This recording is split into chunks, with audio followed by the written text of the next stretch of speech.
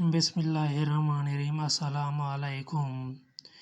جہاد ابتدا سے ہی سلطان صلاح الدین کا نصب العین تھا۔ وہ جانتا تھا کہ صرف جہاد کی دعوت پر ہی بکھری ہوئی امت مسلمہ کو اکٹھا کیا جا سکتا ہے اور ارض فلسطین سے فرانکوں کو نکال بحر کرنے کے لیے مسلمانوں کا اتحاد ضروری تھا۔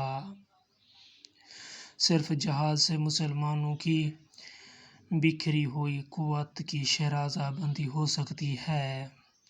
ترکمان، کرد، عرب، اتابیگ، بدوی قبائل کے شیوخ اور مصر کے امراء اور متحارب گروہوں کو جمع کرنے کا صرف ایک ہی ذریعہ ہے اور وہ یہ کہ علم جہاد بلند کیا جائے۔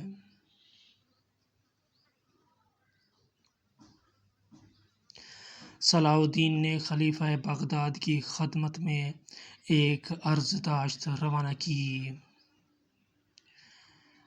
جس میں اس نے صلیبی حملہ آوروں کے خلاف اپنے کارناموں کے تذکرے کے بعد اپنے عزم جہاد کا اعلان کیا تھا۔ دنیا اسلام کو صرف جہاد ہی کے ذریعے اپنے ان غیر ملکی حملہ آوروں سے نجات مل سکتی ہے۔ خدا کے فضل سے قاہرہ کی حکومت امیر المومنین کے سامنے سرنگوں ہو چکی ہے اور انشاءاللہ میں جلد ہی خلیفہ اسلام کا پرچم یروشلم پر بھی لہرا دوں گا۔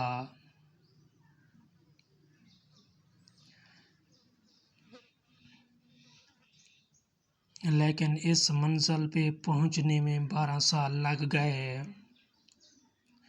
اور اس عرصے میں سلطان مسلسل رزم و پیکار میں مصروف رہا۔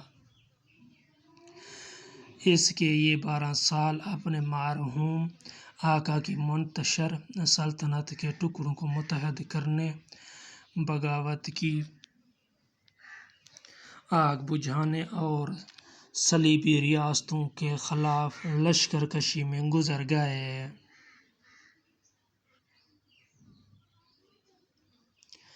جہاد کے ان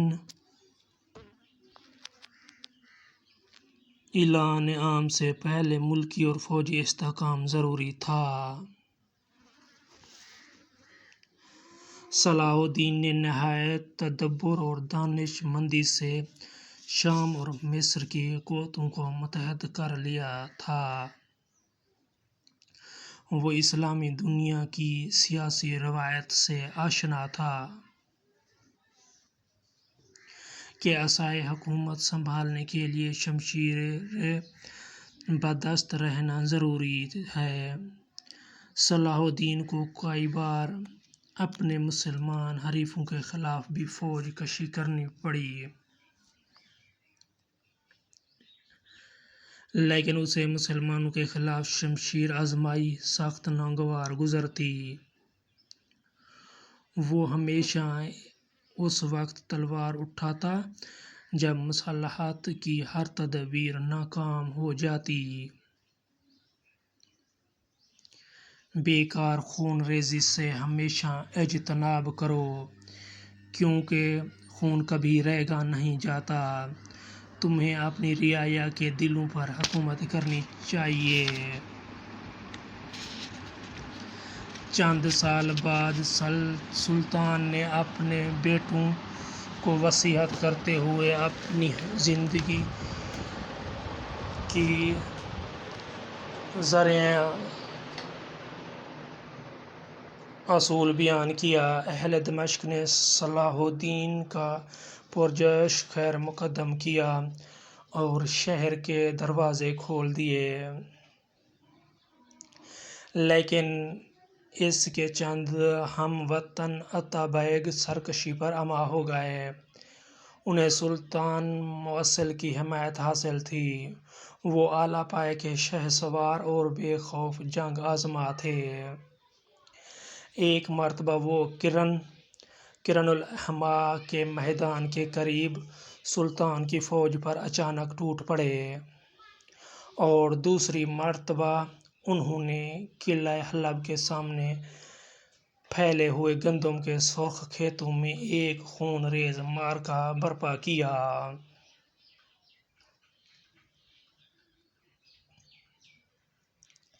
اور سلطان کی فوجوں سے شکست کھا کر بھاگے۔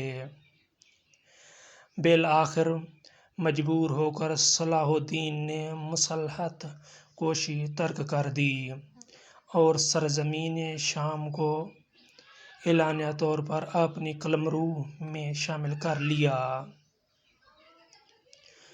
خلیفہ بغداد نے شام پر اس کے تسلط کی توثیق کر دی اور اسے خلعت و علم مرامت فرمایا۔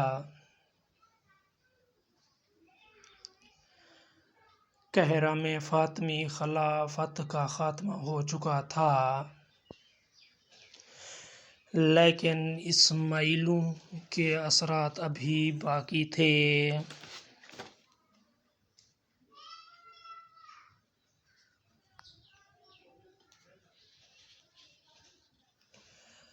ان کی خفیہ اما جگہیں مفروروں اور مجرموں کے مراکز بن چکے تھے۔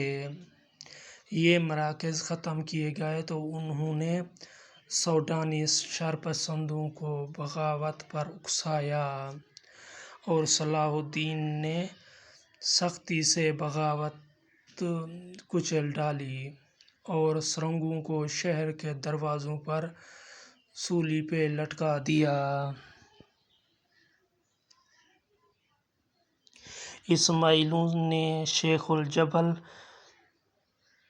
کے فدائیوں کے ذریعے صلاح الدین کو قتل کرانے کی کوشش کی۔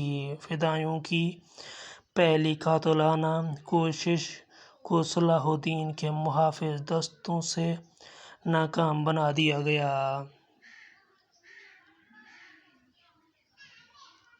حلب کا ولی زنگی خاندان سے تعلق رکھتا تھا اور سلطان صلاح الدین کی اطاعت پر تیار تھا۔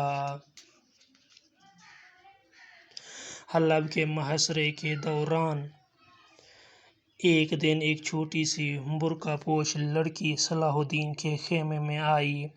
اس نے نقاب اٹھا کر کہا، میں سلطان نور الدین کی بیٹی ہوں۔ سلطان نے بڑی متانت اور تپاک سے اس کا خیر مقدم کیا اور پوچھا، میں آپ کی کیا خدمت کر سکتا ہوں؟